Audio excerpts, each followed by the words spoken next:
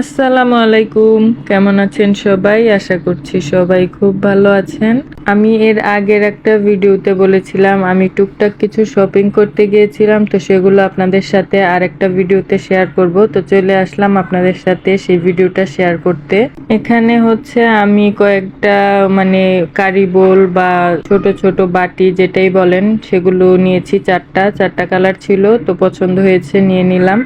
আর এখানে ছিল তিনটা চামচ বা খুন্তি এরকম টাইপেরই কোনো একটা কিছু, তো পছন্দ হলো এজন্য কিনে নিয়ে আসলাম। আমরা মেয়েরা তো এগুলোই করি, পছন্দ হয়ে গেলে সেটা কিনতে ইচ্ছা করে নতুন নতুন জিনিস দেখলে। তো এখানে হচ্ছে আমি একটা পানির বোতল নিয়েছি। বোতলটা হচ্ছে আমার ছোট মেয়ের জন্য, আরেকটা নিয়েছি সেটা আমার বড় মেয়ের জন্য।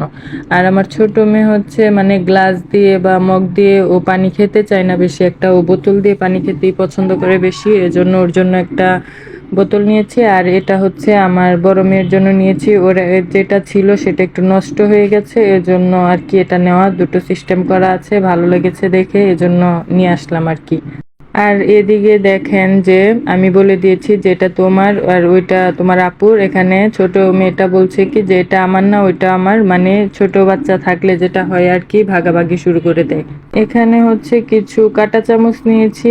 এর থেকে একটু বড় সাইজের কাঁটা চামচ আমার বাসায় ছিল, তো এই সাইজটাই আমার দরকার ছিল, এজন্য এই সাইজের কাঁটা চামচটা নিয়েছি।